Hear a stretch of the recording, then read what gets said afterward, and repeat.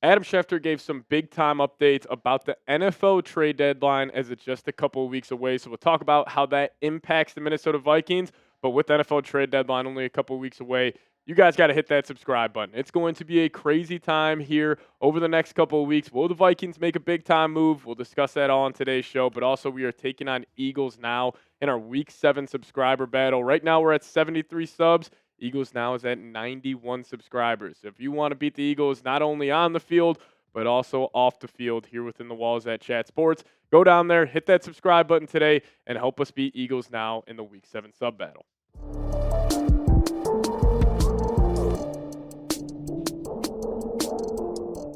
What's going on, everybody? Welcome in the Vikings Now by Chat Sports. My name is Patrick Siepman. So the latest reports coming out around the NFL trade deadline coming in from Adam Schefter.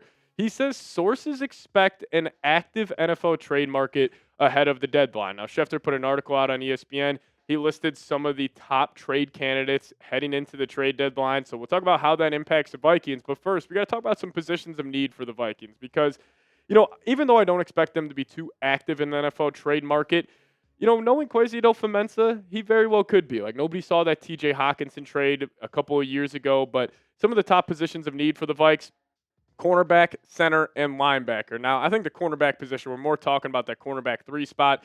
Jeff Okudah has struggled somewhat this season, so finding that third corner could be something the Vikings are interested in. And then the center position, like what's going on with Ryan Kelly? Do they trust Blake Brandel at that center spot? We'll talk about that. And then with Ivan Pace struggling a whole lot this season, he actually has the most missed tackles in the entire NFL at the linebacker position this season. We'll talk about if they could trade for a couple of backers coming up later. But I do want to get this take out there.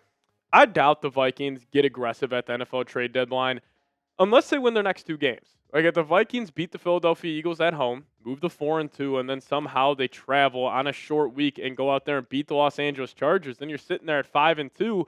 And with how wide open the NFC is, then maybe I could see the Vikings getting pretty aggressive. You still have 11 draft picks in 2026, still have a good amount of cap space, so there is possibilities for the Vikings making a big-time move, but it comes down to them winning these next 2 weeks. So we're going to start off here with the cornerback position. And the guy's name that is being floated out there across NFL circles is Riq Woolen, the Seattle Seahawks corner. Now, this guy's 6'4", super athletic. He was a 4th-round pick, really hit the ground running hard during his first 2 years in the NFL, but he's definitely taken a step back. And this season, not grading out too well according to PFF. His overall grade, 42.5. That is 158th out of 170 eligible corners. Coverage grade, obviously struggling there as well, 41.1. Run defense, he is a willing tackler, due to his size. He has an aggressive nature as a part of his game, so he will defend the run at a high level, which obviously we know with Brian Flores. He demands his corners to tackle at that high level. And even though he's been kind of filtered in and out of the lineup for the Seattle Seahawks defense, he still has over 300 snaps on the season. But you may be saying, well, Patrick, with Byron Murphy playing well, with Isaiah Rodgers having a great year, why do the Vikings need a cornerback? Well, their third corner this year, Jeff Okudah, El Jefe, this hasn't been living up to that preseason and training camp hype we hand around this guy. I mean, we talk about how Riq Woolen's PFF grades aren't that good. Well, actually, Jeff Okudah's grades are worse. 40.5 overall grade. Run defense, solid, but not too great compared to Riq. And then his coverage grade, 55.9. So he has definitely struggled this year. Again, very limited sample size. Vikings are, pretty much the only team in the league that only runs 2 cornerbacks, but they still want to have that third corner if they do want to get into more nickel packages and move a safety off the field. And they just want to be, able to cover at a decently high level with those 3 guys. But, Riq Woolen, he has a lot of natural ability. Like, there's no doubt about it. Like, 6'4", super fluid. Obviously, he hasn't been playing good football this season. And in terms of him, I would be interested in seeing him with Brian Flores, because we've seen Flores take a guy like Isaiah Rodgers this year, just a middle-of-the-pack corner, and now he's potentially having an all-pro season. I could see Flores getting a whole lot out of this guy. Still a very young player, still developing. So I could see maybe the Vikings having some interest there. But I think the guy that I would personally be interested in is actually Roger McCreary, the Tennessee Titans cornerback. Now, the Titans, they just fired Brian Callahan. Their season's not going well, and it very well could be a fire sale in Tennessee. They're going to have a new head coach. They're going to want to have, control over their own guys, and McCreary would obviously not be the future new head coach's guy. So I could see them being willing to shop him. They also already traded a corner, Jarvis Brownlee Jr., to the New York Jets. We've heard Simmons, he could eventually get dealt at the deadline, and McCreary's actually having a pretty solid year for Tennessee. He's actually the 31st best graded corner according to PFF.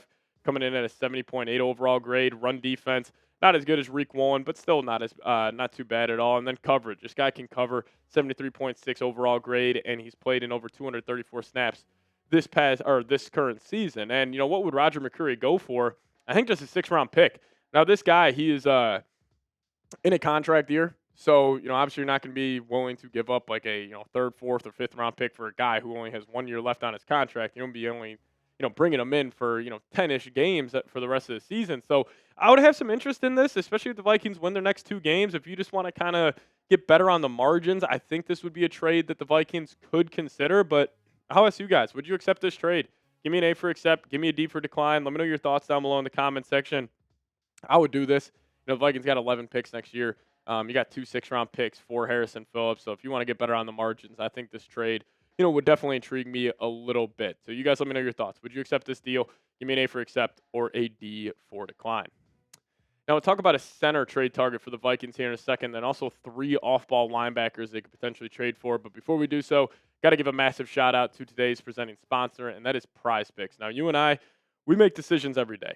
But on Prize Picks, being right can get you paid. So don't miss any of the excitement this football season on Prize Picks, where it's good to be right. And if you guys download the Prize Picks app today, plug in promo code CLNS, you guys will get $50 in lineups after you play your first $5 lineup. Now, Prize Picks has an awesome new feature called Stacks, meaning you can pick up to the same player 3 times in the same Prize Picks lineup. For example, if you guys want to take more on Josh Allen's pass yards, rush yards, and touchdowns, now you can pick all of them in the same lineup only on Prize Picks. And you guys can follow other Prize Picks players directly on the app and copy their lineups in one click. Whether it's a friend, celebrity partner, or just someone's picks who you like, hit the follow button and check out every lineup they create in the new feed tab on Prize Picks. I use Prize Picks for almost every single football, basketball, baseball game I'm watching, and you guys will do the same once you guys get a taste of what it feels like to create your first lineup. So download the Prize Picks app today. Plug in promo code CLNS, get $50 in lineups after you play your first $5 lineup. That is code CLNS to get $50 in lineups after you play your first $5 lineup. But shout out to Prize Picks for sponsoring today's show. Prize Picks, it's good to be right. All right, let's talk about a center trade target for the Vikings, that being Ethan Posick of the Cleveland Browns. He's their starting center. He has been one of the more consistent centers in the National Football League over the last couple of years. And with the Vikings, obviously, the injury bug killing the center position with Ryan Kelly on short-term IR, Michael Juergens still battling back from injury. Maybe they could go in that direction. Now, I will have some hesitation on that because Vikings offensive coordinator Wes Phillips was giving Blake Brandel a whole lot of love about his performance at the center spot this past weekend, actually against the Cleveland Browns. This is what Wes Phillips had to say, saying the way Blake handled this game. I think we might be looking at a situation where this could be his best position of all 5 across the line. So if you guys don't know, Blake Brandel came out of college as a swing tackle out of Oregon State, 6th-round pick, and then the Vikings ended up bumping him inside to play some offensive guard, and then obviously they needed him to step up and play center this past weekend, and I thought he played pretty well. No, he didn't grade out too well according to PFF, gave him a 40.4 overall grade. I think they're kind of being a little ludicrous with that. I thought he played much better than what PFF graded him out as, so maybe the Vikings, even if Ryan Kelly does have to miss a whole lot of time, maybe they're just cool with running Blake Brandel out there. But, you would have an opportunity to trade for a veteran center. Now, Posick is just solid, like 62.7 overall grade, 23rd in the league, pass block 66.4, run block 58.9, and he's played 352 snaps this season. So the only way I would have some interest in trading for him is if Ryan Kelly and the whole concussion situation is incredibly serious, where we're talking about Kelly not only missing the remainder of the season, but him potentially retiring because he's had 2 concussions already this season, 3 over the last 3 years. So it's obviously, not an ideal situation for Ryan Kelly. So if he has to be ruled out longer than him being on short-term IR, and the Vikings just want to get that veteran center, which would have some value considering you still have J.J. McCarthy. He's barely played in the NFL. You want to have that veteran with them. At least that was the idea they had in acquiring a guy like Ryan Kelly. But then again, if they like Blake Brandel, I could see the Vikings just saying, hey, we'll roll out with him for the remainder of the season. But that's a center trade target. Now let's talk about 3 linebacker trade targets here. And number 1 being Demario Davis. Now, Demario Davis, 36 years old, obviously, getting up there in age, but he is still playing some high-level football. And, I do think this. Demario Davis, he is still a fantastic linebacker. And I think he would take the Vikings defense to another level. I already think they're top 5 in the league. They're pretty much top 5 in every statistical category. Now, they do struggle against the run. Well, number 56 of New Orleans, he would fix that issue right away. And also considering Ivan Pace Jr., like we were saying earlier, he's been one of the worst linebackers in the league. Now, I also want to give the benefit of the doubt to Ivan Pace. I think Blake Cashman not being in there, definitely causes Pace to have a bigger role. And obviously, we know Pace is at his best when he has a condensed role and he just has one job on any given play. Like, that's where we have really seen him be one of the better run defensive linebackers in the league. But if you don't trust him and maybe you don't love Eric Wilson as that second linebacker, hey, Demario Davis, you probably have to give up a fourth-round pick for him, but I would have some interest there, especially if the Vikings win the next 2 games. So out of all the guys we talk about today, I think Demario Davis would be number 1 on my list in terms of guys the Vikings could potentially trade for. But another guy who's a freak athlete, and is playing some good football, Arden Key of the Tennessee Titans. Now, this guy just typical off-ball linebacker. I would be shocked if Tennessee does decide to trade him, but again, it could just be a fire sale over there.